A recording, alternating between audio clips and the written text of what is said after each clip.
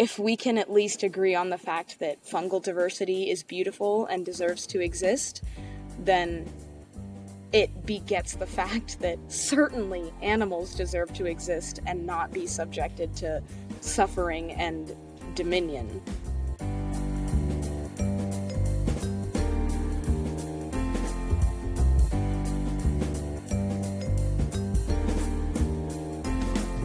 Welcome to the Our Hen House interview. I am so excited about this episode, Marianne. I know you are too. You are a mushroom fiend. I'm not really. I want to be. Like, I have mushroom visions of my future. Well, this week's guest is the wonderful Aishwarya Veerabahu. Welcome to Our Hen House, Aishwarya. I'm so excited you're here.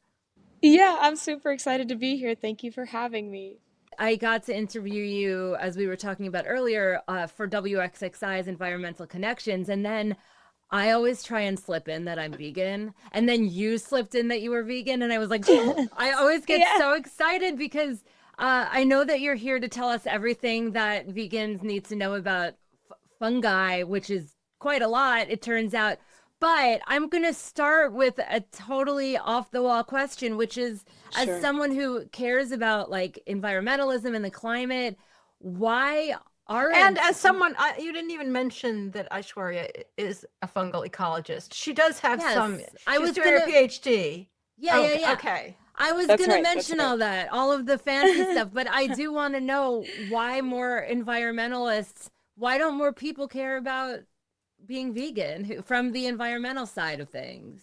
I mean, I guess it's something I've been asking myself quite a lot, you know? Like, I love the people that I work with, definitely, but I don't know if I have the answer to that myself. I will say that maybe there is a consciousness catching on and gaining, and I would say, like, the majority of people in departments like mine, right, where we are all very well aware of like the environmental toll, the absolutely atrocious conditions that come with factory farming.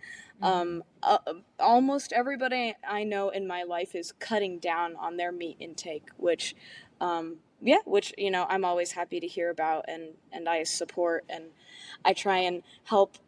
You know, I let people know what's been my experience being vegan, cooking vegan, things that make it easier. I think it's going in the right direction. Good. Yeah, that's always good to hear. And you know, I don't know why Jasmine expected you to be able to answer that question, since we ask that question every single week and we could never answer it. I know, why isn't anybody vegan? But I think it's because I originally connected with Aishwarya, not even knowing she was vegan, and through like my environmental platform. And that's why I always sneak in that I'm vegan, because I'm determined to get it into every episode. That'll do it. That'll do it. But it's very rare that someone is like, oh yeah, me too. So as Marianne mentioned, Aishwarya is a fungal ecologist doing her PhD at the University of Wisconsin-Madison. And when she's not doing research or looking for mushrooms, she's drumming for her band Big Slide. What's the band Big Slide? That's so cool. Yeah. It is my lovely band with our singer Madeline, our bassist Russ, and our guitarist David. The four of us came together here in Madison, and we've been playing kind of like dream pop, shoegaze, alternative rock types of genres. Sweet. And it's been the ride of my life. We just played a show last week and it was amazing. That's so exciting. God, I love Madison. I was there years ago. It was such a great town. Yeah. And the other bands that we've been playing with at these shows, like, just the other bands here in Madison are so excellent. You know, it was one of the best nights of music I had ever attended. That's and that amazing. was, it was great. Yeah, we were speaking at the Mad City Vegan Fest. Like, I think this was back in 2011 or something. And the city had city bikes, and it was before we were living in New York City at the time, and it was before New York City had city bikes. And I remember being like, they're bikes that like anyone could get on, and I'd like rented one to ride around the block. I think it was a very exciting going around the blockness. So that's super cool. Yeah, we met. We also We just met great people there too. It was really a good Yeah, crowd. it's a So, super but bikeable city, and yes, I also love all the people here. with a huge, amazing farmers market, like I remember that farmers market in the middle of town was phenomenal. I just want to say for our listeners that I horribly offended you before we hit record by making fun of your bagel that you ate this morning. Because I said, when we do the sound test, I say, like, what did you eat for breakfast? I learn a lot about our guests that way. And you said a bagel. Yeah. And I kind of was like a fake bagel or a New York bagel. I just want to say I'm sorry to Why are You're you everyone repeating that in front of everybody? because I feel like my Jewish guilt is kicking in and I'm an Well, now oversharer. I'm So. just reliving the moment. No, So, I know. Well, all right. Bagels aside, let's talk about mushrooms. And I think to do that, we need to start at the beginning and set some definitions. So, what are fungi and what are mushrooms? so fungi are their own separate kingdom of life. So just like how there's the animal kingdom and the plant kingdom, there is the fungal kingdom. And the kind of the traits that define this kingdom is that they don't produce their own energy like plants do, so they do have to like eat other food and digest other food similar to us, which is why animals and fungi are more closely related than plants and fungi are. But the way that they eat their food is they kind of like secrete some juices that that dissolve whatever nutrients they need in the environment, and then they slowly osmosis Jones that food back up into their bodies. And so it's kind of almost like vomiting their stomach up and then reabsorbing it. It's an My attractive way to put it. my dogs Right? do that sometimes. I Yeah, admit it. sometimes it's efficient for sure. Yeah. And then another one of these main traits is they have chitin, this type of structure called chitin in their cell walls.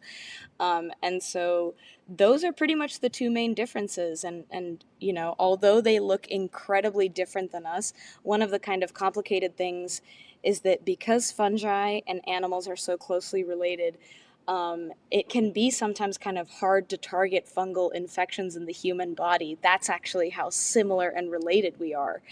Wow. But I think science has come a good long way, so they've gotten better at kind of targeting that. So that's what fungi are, right? This entire kingdom, so many different shapes and colors fall under that. Not all fungi form mushrooms, and so mushrooms are a type of sexual structure that come from the fungal body. And so, kind of like how an apple grows off of an apple tree, the mushroom is like the apple to the rest of the fungal body. And so, it is a specific type of sexual structure that certain fungi have evolved.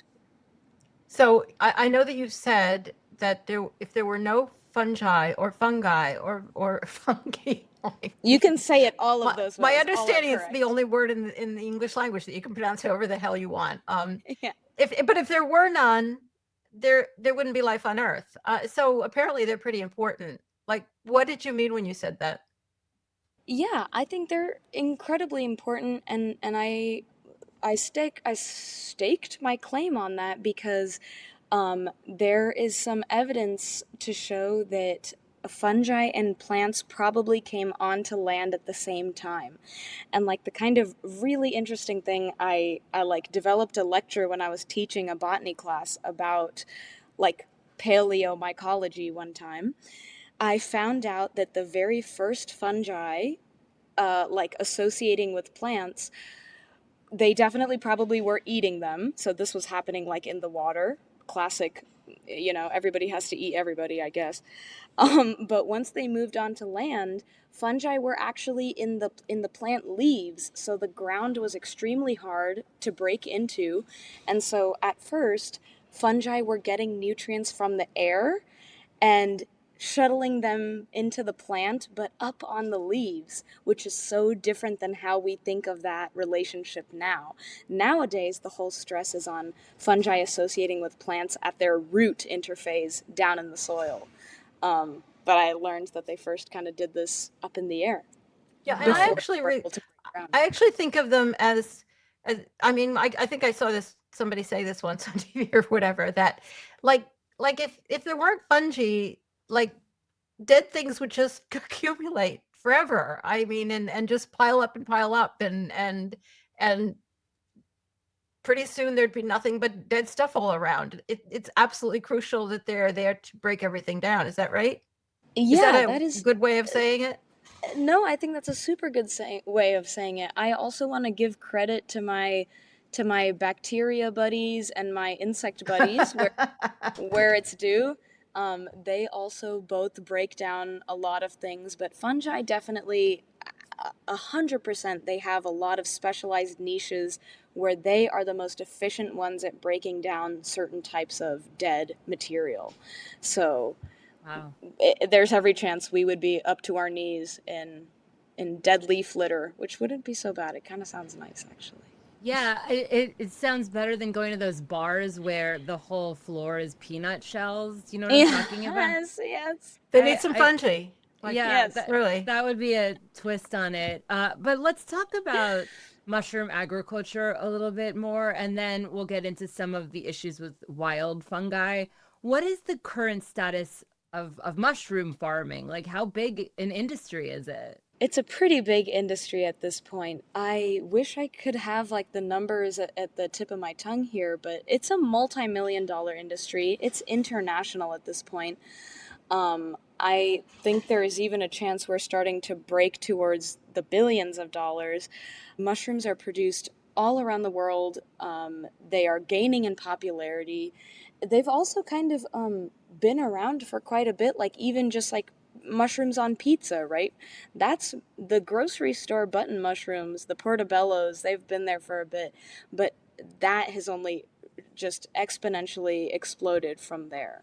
Are mushrooms eaten in most cultures? Is this something that people have always said, "Oh, that looks tasty. I'm going to put that in my mouth." Are they like a standard food source, or are there just certain cultures that have developed mushroom cuisine? You know, I'm gonna say that I think it's more certain cultures that have developed mushroom cuisine. I would love to learn more about this myself. You know, I hope over the course of my life to like travel and learn more about each of the cultures and all their different types of food and whether they include mushrooms or not. But if I can even just take like South Indian cuisine, there's like no mushrooms Mhm. anywhere in that. I've tried to ask my mom before, ma, did you grow up seeing mushrooms anywhere? And she was like, I saw the white ones on the tree. And I was like, okay, that's soup. Thank you. I can definitely identify it from that description. so, That's so funny. so That's so no, funny. I have a sense that they are hidden in certain parts of the world to the general culture, you know, in the same Yeah. way that we've kind of had a renaissance. It has to have its renaissance, you know, in all the cultures around the world. But definitely, I would say definitely cultures that have environments that are well suited for fungal growth, I would bet my money that they have more mushroom involved in their cuisine. Is there protein in them? Because I know that we're having a real protein moment with, just the mainstream media always likes to latch on to some kind of quote unquote dietary trend, and protein is the current one. So, is there protein? Yes, there's absolutely protein in them. There's protein in just about everything. It drives me crazy when people cite protein as a thing or just even the idea that protein is having a moment. When I first kind of graduated from my bachelor's degree, I started actually a PhD in biochemistry. And the professor that I started that with, he taught a nutrition class. And so my husband is also really well versed in nutrition, biochemistry, and molecular biology. And what almost anybody, any average person, for the average activities they are doing in their day to day life, you're probably getting enough protein. Yeah. Are you some type of like Olympic bodybuilder who is very intentionally trying to build massive amounts of muscle? Then maybe worry about protein. But it is Mm.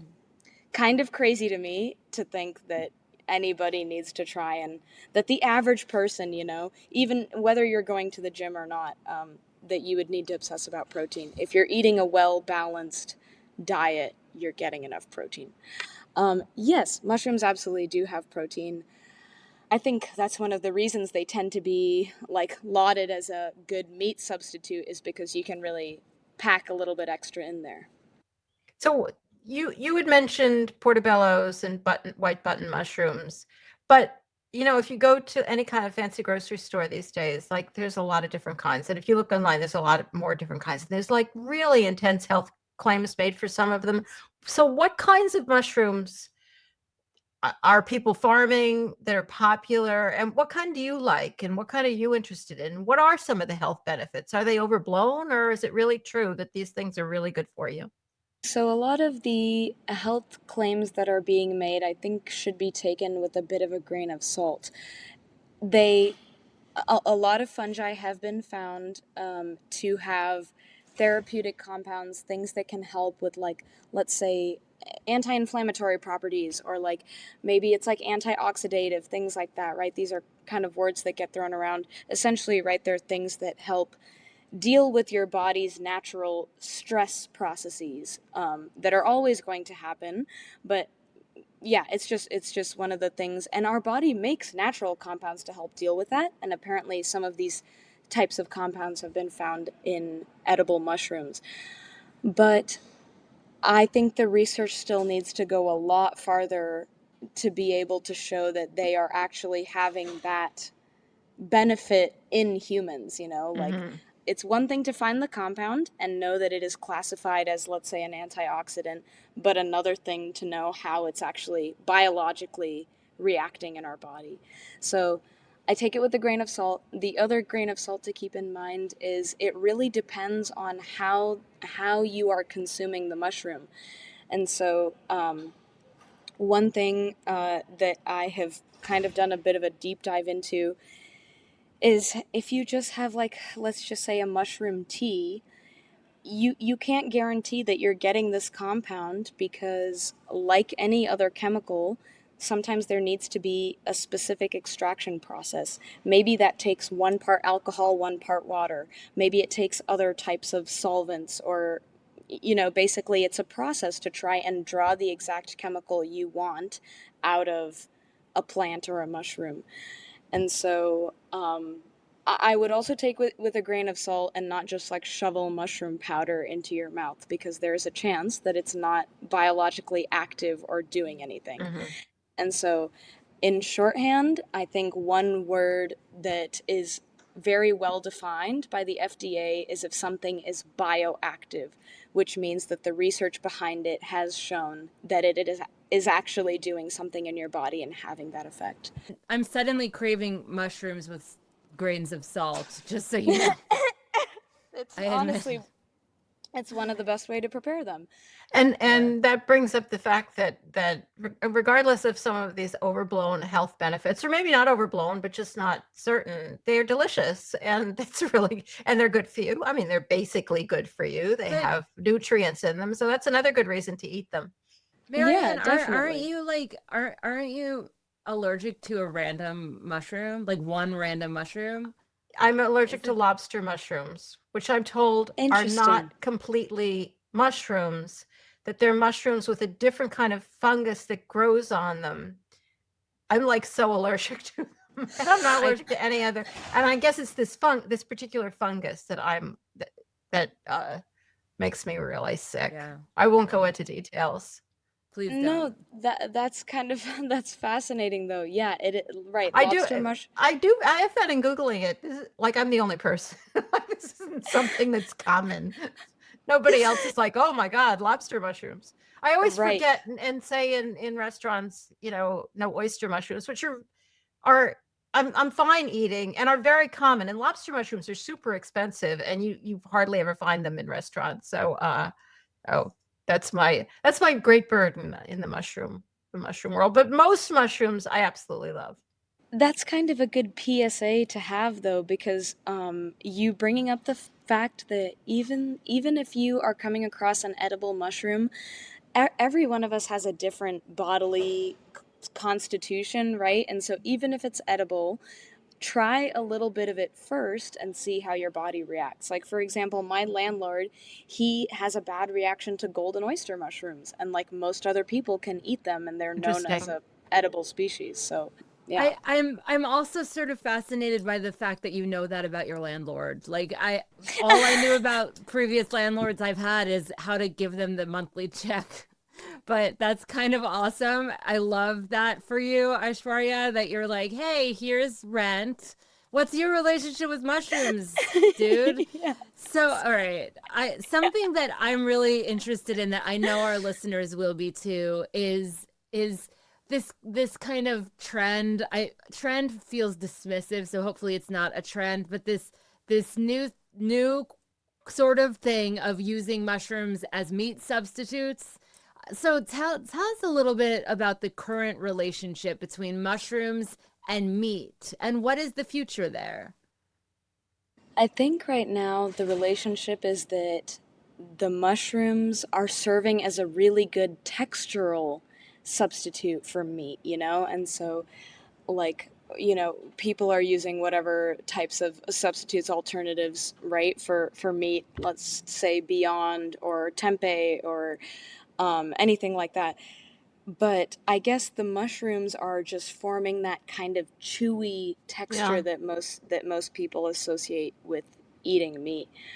And another thing is that because fungi are easily manipulated, and by that I guess I mean you can research them kind of pretty well, and food scientists can work with them in a reasonable scale of time, and they can also scale up their production of mushrooms or fungi. I think that is why it's kind of coming out as a pretty strong meat alternative. Is obviously there is no animal suffering or death involved. They're able to scale it up. They're able to kind of work with it and maybe alter it as they're continuing to work on their product. And it's achieving this texture that I guess their customers are probably looking for. Yeah, that actually there's that which I've never had. There's some bacon that they make out of mushrooms that's supposed to be outstanding. But I think that the texture that does really make sense. It has that kind of chewiness. Aside from food, it also seems like we're making pretty much or somebody is making almost anything you can name out of mushrooms. There's leather, there's plastic, there's construction materials. Like every time you turn around, like they're making something new out of mushrooms, pineapples too. Anyway, why is this? Is this an important part of the future? Is there real potential here for turning mushrooms into all sorts of things? I think that there is real potential. A huge reason why this is because like that foundational material of the fungus. So when I was making the analogy between the apple tree and this fungus's main body, the fungus's main body is known as like hyphae or mycelium, and they are these like thin white threads. Like that's what they are individually, but once you have enough thin white threads put together, you actually have a pretty fibrous, strong thing that is also malleable. You can shape it into whatever you want. And so I think that's why it's taking so many different forms. I think the reason why I'm excited about it and really thinking that this might go somewhere is because, like, I want to say it's Porsche or another one of the luxury car companies. They like struck a deal with a myco products based company to make their leather seats out of Cool. mycelial leather. And so when What? it's in a luxury end car, like Yeah. Wow. I think it's getting up there. Yeah, That it must be good stuff. Like that's Yes. that's that's really And interesting. yeah, and I think Balenciaga also has a mycelium leather based wow. outfit, and so we've got some brand name awareness coming up here.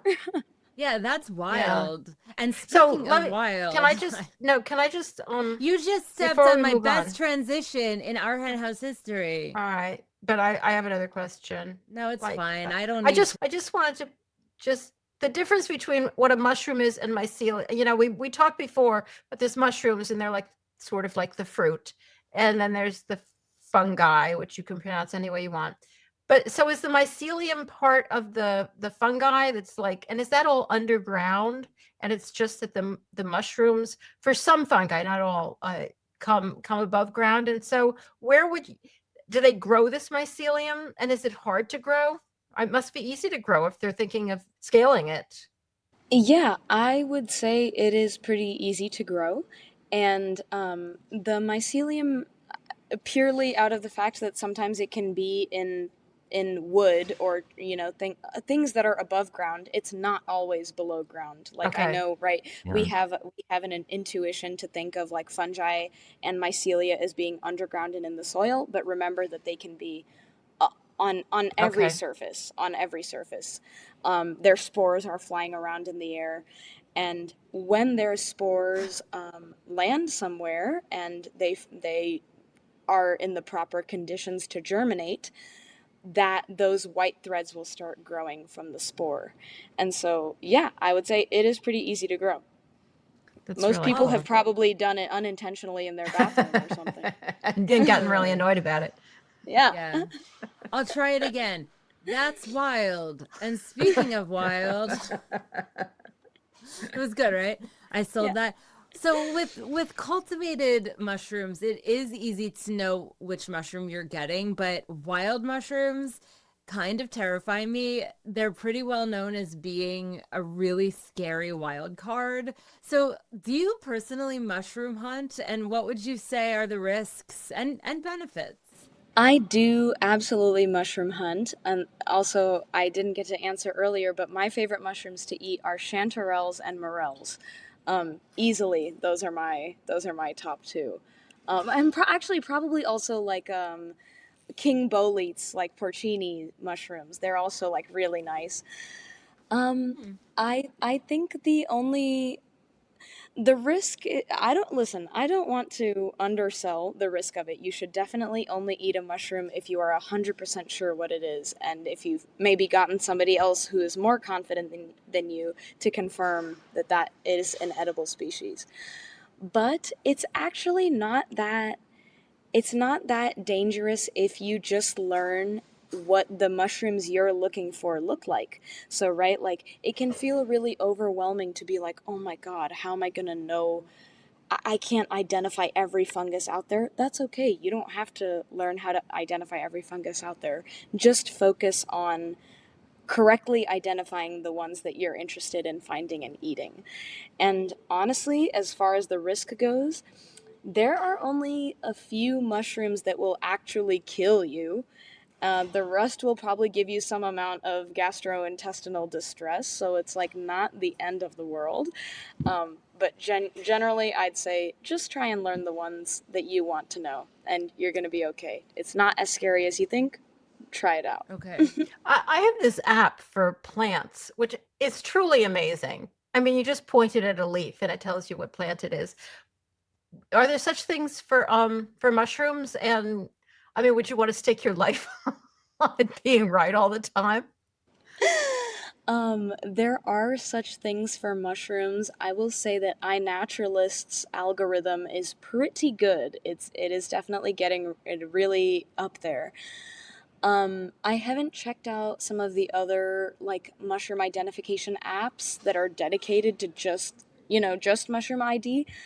Lately, I imagine they have probably gotten better in like the 2, 3 years time since I last checked it out, but I would not stake my life Yeah, on yeah, a algorithm identifying it ever, ever. yeah. It could be Mhm. an aid, but It shouldn't could, be right. a totally considered a totally reliable source. Yes, Uh, I exactly. consider I consider you a reliable source, Aishwarya, Another and nice I Thanks. segue. thanks. Yeah, I had Yeah. my V8 this morning. But I know, and I actually don't know why I know this, but I know that there's a part of you that's really concerned and that's really struggling with how pollution and land use change are threatening fungal networks. So can you speak a little bit about how they are and what you're concerned about? Yeah. It's really just that. undisturbed areas, old growth forest, old growth ecosystems are the most special things there are on this earth. And those ecosystems have been comprised of a number of organisms evolving together over the course of thousands, millions of years, right? And when we go and disturb that land, clear cut it, raise it down for agriculture, which the majority of land is used towards animal agriculture, either growing feed for animals or animal grazing directly, it destroys those ecosystems, and it does make me really sad, actually. And it's not even all just about mycelial networks in the soil, right? Like, yes, there are mycorrhizal fungi in the soil that help out plants, and all of that is great. I will just briefly plug the fact that the wood wide web is not a totally proven thing. It is an emerging thing of research, but no one has shown that forests are all connected by mycelial networks. And so I know that that's like a really fun, cool thing to imagine, and I hope we do get to discover that someday. But for now, we don't know that to be the case anywhere. That said, whether it's fungi that grow on dead wood, whether it's even pathogens on plants. And I mention pathogens specifically because you might be interested to know fungal pathogens are one of the drivers of plant diversity in tropical ecosystems. Because as you can imagine, a pathogen exerts this natural selection that causes plants to kind of be crafty and develop different, evolve different ways, adapt in different ways, to try and constantly outrun that arms race with fungal pathogens. And what that leads to is an incredible, beautiful diversity of both plants and fungi. And so they deserve to exist just because they exist, not because they do any sort of service for us, which they do. They do tons of ecosystem services for us. They carbon capture, they mediate nutrient cycling of nitrogen, phosphorus, like so many things. Yes, they do so many things. But also, they've been here for millions of years, millions and millions longer than we have. And I think that's one of the ways that it kind of ties into my veganism is if we can at least agree on the fact that fungal diversity is beautiful and deserves to exist, then it begets the fact that certainly animals deserve to exist and not be subjected to suffering and dominion. Oh, Yeah, absolutely. that's a really interesting point because I hear so many people coming at the whole issue of animal protection from issues like, talking about kind of animals who are really on the edge. I mean, obviously there's the insects issue.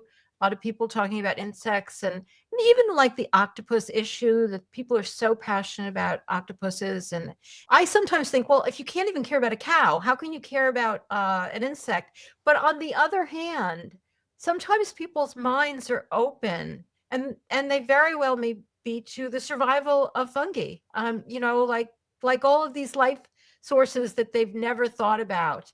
And that can, rather than, something that they are very, very psychologically defended against, like worrying about cows. So I think opening up people to just the unbelievable diversity and fascinating facts about life. And certainly, I think fungi are part of that. Can we go back a second also to the wood wide web? Because I hadn't thought about asking you about that, but now that you brought it up, I mean, that is a thing that people think, a forest is a single entity or whatever. But there is some kind of linkage among trees and plants that exists in fungal networks, isn't there? Or is that completely unproven? I mean, is there some research that actually has established like how plants might be communicating with each other or trees might be communicating with each other through fungus?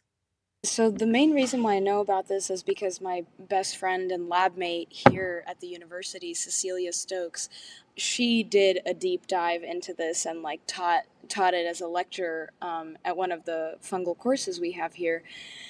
she looked into all of the research. I mean, she spent weeks and weeks looking at every paper that looked at this, and no, not yet. There's not any research showing that plants are communicating with each other using fungal networks out in the forests. You know what I mean? There's bits and pieces of this. It gets also into one of the more complicated parts of science, which is that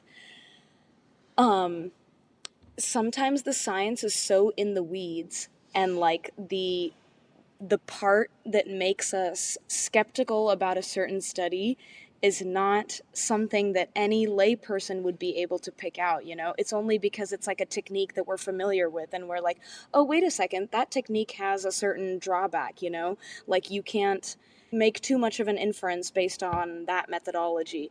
And so it's starting to get into that type of area, but there has been a lot of cool research. They have shown that like fungi can be connected to different species of trees at the same time. They have shown that carbon that has been taken in from one tree can go through a fungus and end up in another tree in a lab setting. So Wow. there's little pieces of this, you know, but it is very different than just wrapping up and tying a bow on the whole thing and saying forests are all Yeah, connected and plants communicate to each other through and fungal selling a networks. lot of books based on it. I mean, this just demonstrates it's something that I think is so obvious every day that science communication is really hard, Yes. and there are not enough people doing it. And most of us, not everybody, we don't want to know made up stories about how the world works. We want to somehow understand, even at a minimal level, how the world works, like the real truth. Most of us would like that kind of a book, but it's Yes. hard. It's hard to make that fun and entertaining. It's much more interesting to make up a little bit of a fantasy. But that's really interesting. I'm glad to know that. Yeah, Yeah. and you know, like I will just say that the possible over assumption of things like that obscures the really cool science that like Yeah, plants yeah, plants do communicate to each other. They release chemicals. Like they absolutely can communicate with each other. Um, Many of them can, you know. And so it's kind of forgetting the cool biology that actually does exist, and maybe wrapping up a bow before we have truly explored the cool science that might yeah. come to be. So let me ask you, I know what Marianne's answer is to this, and she has a real good one. But given what you just said, and given the fact that you are, I'm sure, a vegan among a lot of non-vegans, because you exist in this world, uh, how do you answer it when people like to criticize your veganism by saying, "But what about plants? Don't you care about their feelings?" Yeah, you know, I You just just Or like what about fungus? I guess. throw a mushroom at their head. yeah, kind of. Yeah, yeah. Kind of. I am happy to say that I don't often get hit with that comment because I'm maybe just surrounded by good, reasonable people. And I'll say like in general, that's maybe one of the things I'm really grateful for about Madison and my closer network is I have a lot of really supportive people around me, and Good. like, you know, if I tell them I'm vegan, I don't often get like random flack like that or whatever. But yeah, no, plants, you know, I'm concerned about monoculture. We can talk about monoculture, but we are not going to waste our time talking about plants as feelings I because they feel Good. like don't that exist. goes along with the whole wood wide web. These like fantasies that plants also like have feelings. It's like fantasies for which there's no good reason, but people like to hear it, and then they like to use it to excuse what they do to animals too. Mhm. We're getting short on time, and there was one more topic that I really wanted to get to, and that's this whole topic of mycoremediation, which seems to be like really a valuable and important idea, and the way in which I think more than anything, I think I always am saying mushrooms will save the world. I mean, maybe this isn't about mushrooms exactly, it's more about fungi, but like it might save the world, right? I'm All right, I'm I overstating it again, aren't I? I swear, yeah, Marianne, she's like, I'm a scientist. You have to, we have, I take things very literally. Yeah, Marianne, I'm just going to have to ask you to just sit on that statement and maybe consider it over the next couple weeks, because the truth of it is that mushrooms and fungi are extremely vulnerable, and they're not going to save the world. Like, we are the only ones that can attempt to save the world, because we are the ones destroying it. Um, and and yeah, I think that I actually mentioned this back on the environmental connections like talk as well. That yeah, just fungi are just as vulnerable, and we should treat them with that same respect and care and concern. Because they are not impervious to everything that's happening, and they can be part of cool solutions, though. So, some of the things that fungi can do that are really cool is basically accumulate heavy metals that could be toxic in soils, right? They could be toxic to plants, they could be toxic to like waterways and things like that. And so I actually work as I am the executive secretary and a board member of this nonprofit called Co-Renewal, and it used to be called Amazon Myco Renewal, because one of the first projects that they set out on was going down to the Amazon rainforest at like an oil spill site, and trying to use fungi to um, take up and or break down that petroleum. So like on this particular topic of fungi and oil, it's related to when we at the beginning of this podcast we were talking about fungi breaking down kind of a carbon or types of complex materials, right? Petroleum and oil spills, they are also made up of those carbon chains, right? They are ultimately like a carbon based fossil fuel resource that came from years and years of organic matter that turned into petroleum or coal deposits or oil or whatever it is. And so, because they are those same complex carbon molecules, fungi are already used to breaking them down in modern contexts like, well, sorry, this isn't modern. They've been doing this for a super long time. Like wood decay, breaking down leaves, plant material, animal material. And so that is why they can be used in those types of mycoremediation. My biggest hope and maybe anticipation for where mycoremediation needs to go to next is scaling up. That is the big thing, because like it's easier in a food context, it's easier in like a materials science context, so I hope it can be applied here. But like if you need to try and gather toxins from water, well, how fast is that water flowing? And how much mycelium do you need? How thick does that filter need to be? Does there need to be holes? I just have a billion questions, and most of it has to do with like scale and the Mhm. and the application of it. So, Mm.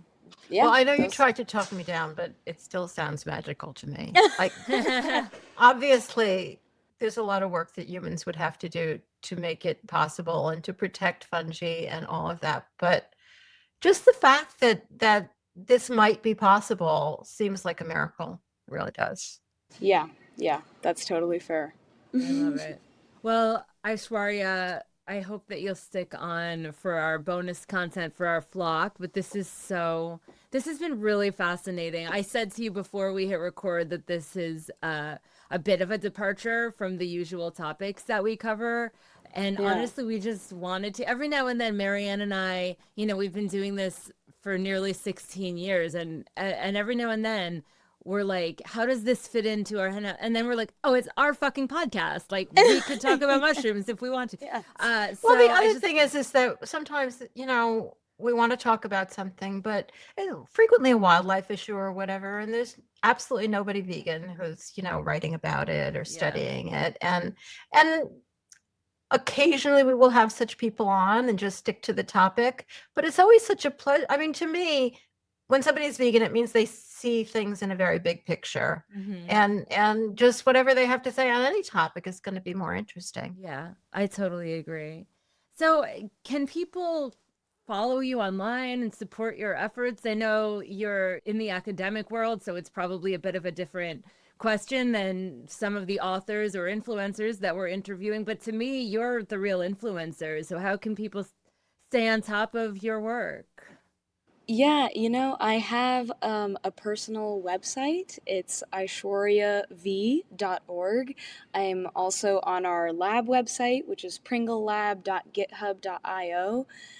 I have been off of social media for years and years, but I think, I don't know, I love science communication, and though I'm in academia, I very much consider myself like one foot in community science, one foot in academic science.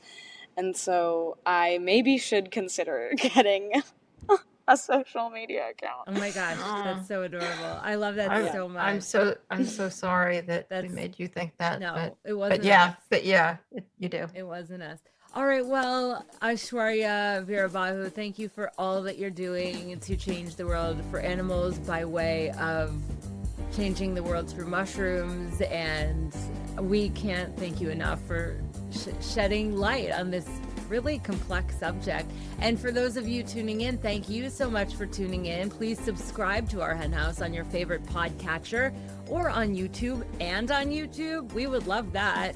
And make sure that you like this episode and leave a comment. All right, well, thank you so much. And for the flock, you'll hear from Aishwarya for your bonus content. Talk to you next time.